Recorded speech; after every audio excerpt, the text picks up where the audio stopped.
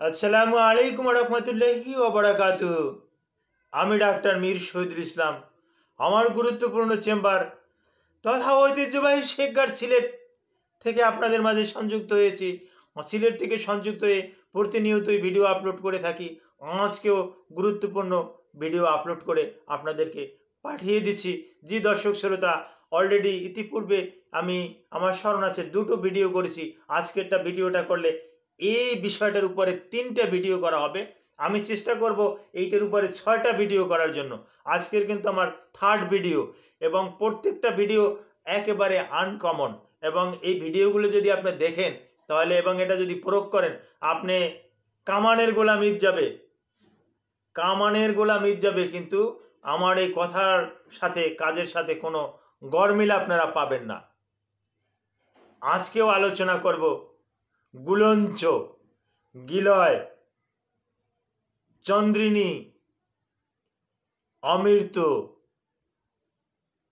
পদ্মগুরুস, আমগুরুস, ঘোড়াগুলঞ্চ, এই যে এতগুলো নাম বললাম, এর যে কত উপকার আছে শেষ করা যাবে না। আগের ভিডিওতে আমি বলেছি from head to ankle sprain, মাথা থেকে পা পর্যন্ত সৃষ্টিকর্তা যত রকমের রোগ দিয়েছে সব রোগী এটা কার্যকারিতা প্রমাণ পাওয়া গেছে।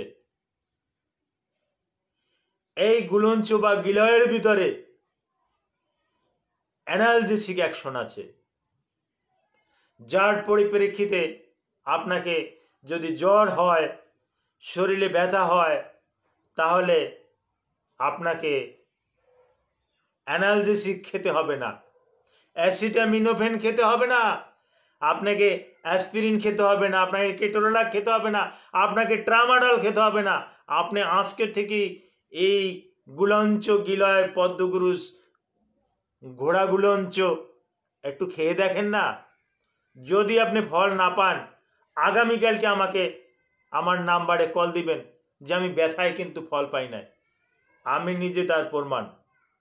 আমি একটা ব্যথা পেয়েছিলাম কয়দিন আগে। তো আমি ঔষধ খেতে ভয় পেয়েছিলাম যে না আমি কেন অ্যানালজেসিক খাবো, নন নার্কোটিক বা নার্কোটিক এফেক্ট এ জাতীয় অপয়েড ড্রাগ আমি কেন খেতে যাব, দেখি এমনি এমনি ভালো হয় কিনা। তো এমনি এমনি ভালো হচ্ছে না, ব্যথাটা আছে, ছিল একটা আঘাতের ব্যথা। তো আমি আমগুরুস বা গুলঞ্চ বা গিলয়, ঘোড়াগুলঞ্চ, যে নামেই ডাকুন, ওটা আমি আমার নিয়ম অনুযায়ী প্রসেসিং করে আমি খেয়েছি। মাত্র শুনলে আশ্চর্য হবেন, সিঙ্গেল এক ডোজ খেয়েছি। সিঙ্গেল এক ডোজ খেয়ে আমি এই কোথায় গেল সেই ব্যথা আমি জানি না, আমার সেই ব্যথা নাই।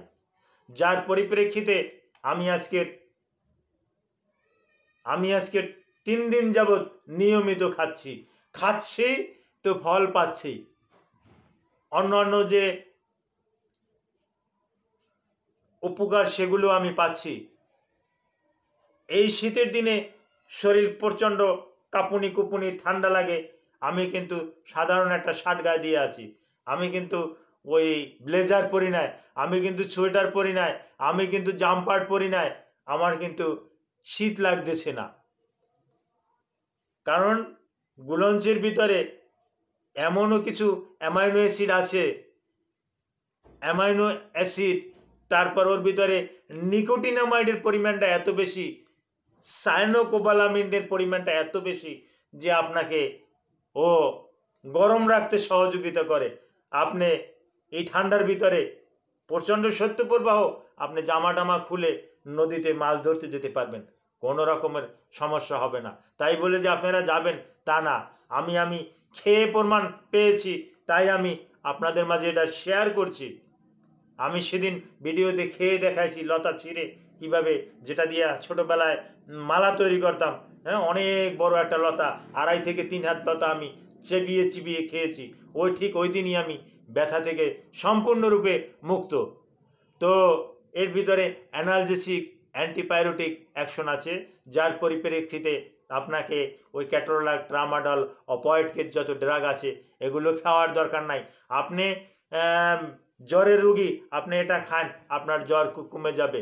আপনি আর্থ্রাইটিসের রুগী, all kinds of arthritis, rheumatoid arthritis, ankylosing spondylitis, rheumatoid arthritis, osteoarthritis, osteoporosis, এখানে আপনি খান, অস্টিওপোরোসিস আপনার ভালো হয়ে যাবে, হাড় শক্ত হয়ে যাবে, হাড়ের ভিতরে যে সিস্ট থাকবে এই সিস্টটা ভালো হয়ে যাবে, কারণ এর ভিতরে natural calcium lactate, calcium gluconate, calcium carbonate এগুলো এর ভিতরে পর্যাপ্ত পরিমাণে আছে, যা বলে শেষ করা যাবে না।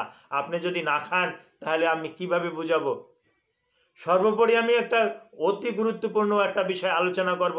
সারা পৃথিবীতে যারা জানে, যেখানে আছে, বিশেষ করে ভারত মহাদেশে, হ্যাঁ, এশিয়ার কিছু দেশে, হ্যাঁ, ফিলিপাইনে, ইন্দোনেশিয়ায় এই গাছটাকে মানে একটা ওই কি বলে, হিন্দুরা বলে এটা একটা দেবতার একটা একটা আশীর্বাদ। আর আমি কিন্তু বলেছিলাম যে স্বয়ং দেবরাজ ইন্দ্র কিন্তু এই গাছটা কিন্তু পৃথিবীতে পাঠিয়েছে। হিন্দু ধর্মে কিন্তু তাই বলে, দেবরাজ ইন্দ্র এটা যখন বৃষ্টিরূপে ফেলেছে তখন বানরের গায়ে পড়ে, হনুমানের গায়ে পড়ে মৃত্যু হনুমান জীবিত হয়ে গেছে। এটা কিন্তু আমি কথাটা বলছি অবাস্তবিক, যদিও মুসলিম ধর্মগ্রন্থে নাই, কিন্তু হিন্দু ধর্মগ্রন্থে আপনি বেদ পড়েন, আপনি বিভিন্ন রকমের অথর্ববেদ পড়েন, যজুর্বেদ পড়েন, হ্যাঁ, এই ঋগ্বেদ পড়েন, শ্যামবেদ পড়েন, এই বেদের ভিতরে আপনি পেয়ে যাবেন, গীতার ভিতরে আপনি পেয়ে যাবেন। রেফারেন্স আমি দিতে পারছি না, যেহেতু বেদ নিয়ে আমি এতটা তো স্টাডি করি না, আমি তো আর বেদের ছাত্র না, আমি বিজ্ঞানের ছাত্র। বিজ্ঞানের কোনো একটা রেফারেন্স হলে আমি তার একটা আপনাকে রেফারেন্স দিতে পারবো। তো সর্বোপরি ওই সমস্ত দেশগুলোতে ক্যান্সারের শুরু লগ্নে, যখন ক্যান্সারের আবির্ভাব, ডাক্তাররা যখন পরীক্ষা নিরীক্ষা করে বায়োপসি, তারপর আসে বিভিন্ন রকমের আরও টেস্ট, এফএনএসি, এই টেস্টের মাধ্যমে যখন ক্যান্সার শনাক্ত করে, ওই ক্যান্সারের রুগীদেরকে কিন্তু এটা খেতে দেয়। এটা খেতে দিলে এক নাগালে যদি সে 3 মাস যদি এটা খেতে পারে, সঠিক নিয়মে যদি খেতে পারে, একজন বিশিষ্ট একজন চিকিৎসকের এই গুলঞ্চ বা গিলয় সম্পর্কে যাদের ধারণা আছে, এই রকমের গিলয় নিয়ে যারা কাজ করে, এরকম একজন চিকিৎসকের সাথে আলোচনা করে যদি এটা গিলয়টা খেতে পারে, তাহলে ক্যান্সার আধা আধি না, প্রাথমিক পর্যায়ে হলে সম্পূর্ণরূপে ভালো হয়ে যায়। কিন্তু ক্যান্সারটা ছড়িয়ে যখন আপনার সমস্ত শরীরে ছড়িয়ে পড়লো, তখন তো কেমোতে কাজ করে না, তখন তো রেডিওথেরাপিতে কাজ করে না, তখন তো হরমোন থেরাপিতে কাজ করে না। এই মতো অবস্থায় যদি আপনি গিলয় বা ওই গুলঞ্চ, আমগুরুস এগুলো খান, তখন তো আর ফল পাওয়ার আশা করতে পারেন না। তারপরেও এর একটা অ্যাকশন আছে, আপনি ভালো থাকবেন। আপনি অবহেলা না করে, আপনার এরকমের জটিল জটিল রোগ আছে, আপনি যত দ্রুত সম্ভব আপনার নিকটস্থ চিকিৎসকের কাছে আপনি গিয়ে এই গুলঞ্চ, গিলয়, ঘোড়াগুলঞ্চ এগুলোর উপরে চন্দ্র গিলয় এগুলো সম্পর্কে আলোচনা করুন। তারাই আপনাকে সুন্দর একটা পথ বাতলিয়ে দেবে যে কিভাবে খেতে পারেন, এবং খেয়ে আপনি নিজেকে নিজে সিংহ পুরুষ মনে করবেন। Thank you all.